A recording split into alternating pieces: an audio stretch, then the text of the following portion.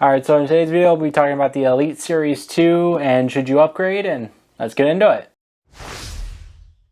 Alright, so you probably can see already that I already unboxed it. I've been playing with it for a little bit, so I thought the unboxing experience was not anything outside the ordinary since it's pretty much just this inside the box. And there's some paperwork as well, but that's just legal stuff no one cares about. But there's the back of the box, sides, you can see all that online. So let's set the box aside for now. So for the most part, I think I've enjoyed the upgrade going to the Series 2. And you get a little cable here, and you get the little case that has charging in it, and you can plug it in and charge it. But it also has this little flap, so it keeps it from charging, just in case, you know, you're just keeping it in here while it's plugged in, and you don't want to charge it. You know, try to prevent overcharging the controller so it doesn't wear out the battery.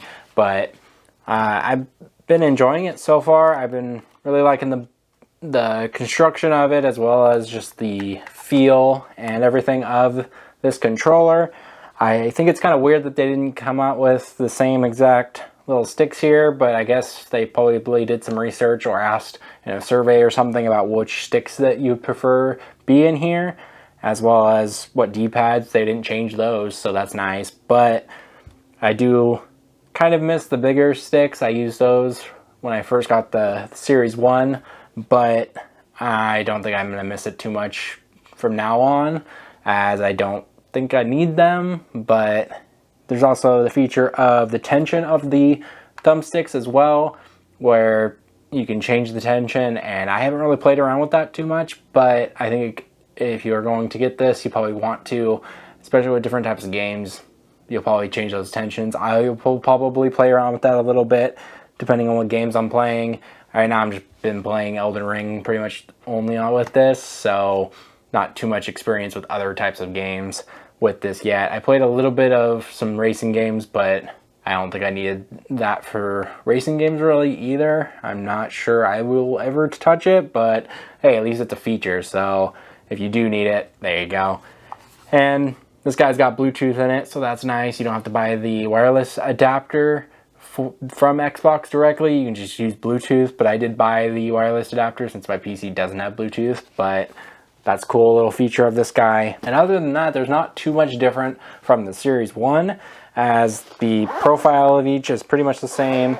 Oh, there's the button that they changed for the profiles. Instead of having a little slider like this guy has, a little slider, this guy's got just a button that switches between one of 3 profiles, which controls the buttons and the pads and the joysticks. I believe you can, just change everything if you want to.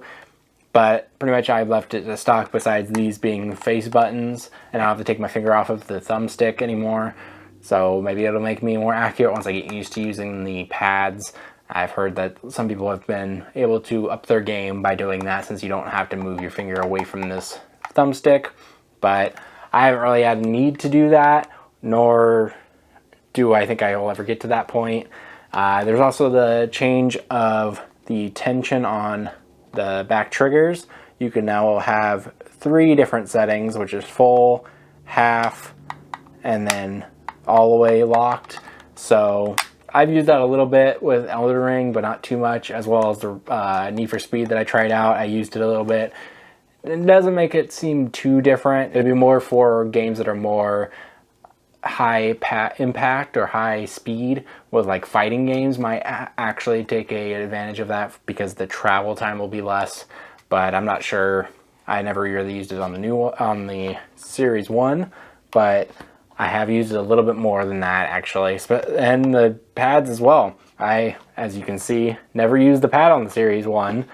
And I've actually started using them on the Series 2. So that's pretty much all they've updated. And of course the battery pack is not removable, which I think is kind of a downside. I think they should have just included a battery pack and then left the removable panel here, because that's what I just did. Was I bought a battery pack for this guy, and so I would have just done the same thing, and that would have been nice, and it's replaceable. Whereas this is a little bit harder to get to, and I'm not sure it's going to be user replaceable reasonably.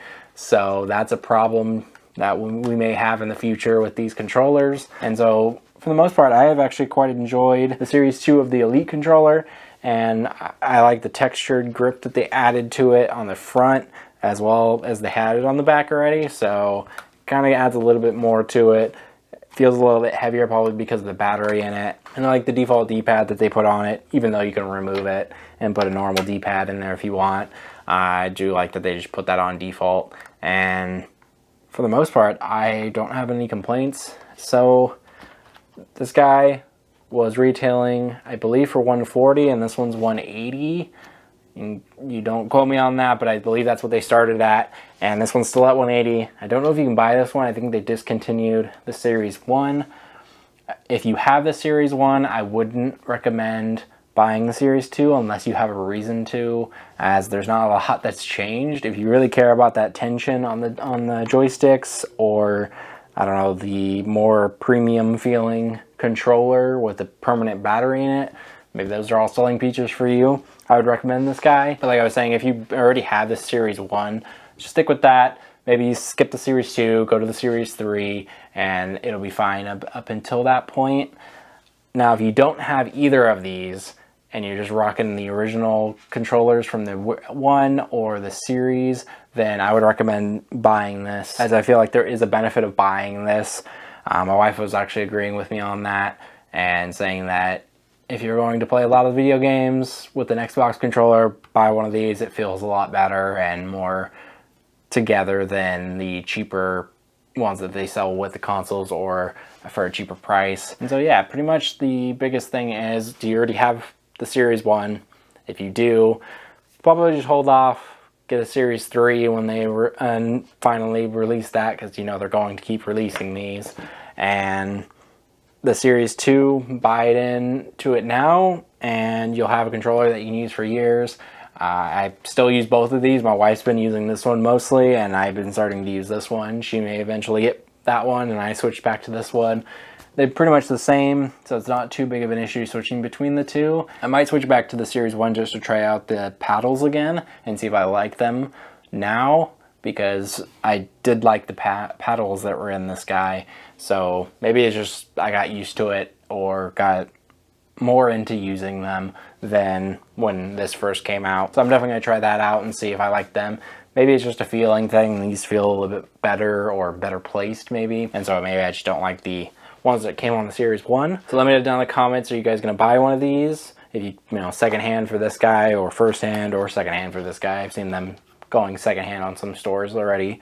So would you guys buy one of them? Did you guys just use the one that came with it, or the more standard controllers? Let me know down in the comments. I'd love to know you guys' feedback on that, of if you guys feel like it's worth buying these more pro or elite controllers, versus, like, I guess the pro controller for the Switch is still technically that same, like, beginner class of controller, rather than this as being $180, so it's over twice the price of a Switch Pro controllers. So yeah, let me know down in the comments what you guys think about the controllers and what you guys think about this video. And before we get out of here, like this video if you liked it, dislike if you don't, hit the subscribe button and then turn bell notification on so you get notified when we upload new videos, go live, everything else that happens on this YouTube channel. So there's also links down in the description for social media, Discord. Is that a social media? I actually don't know.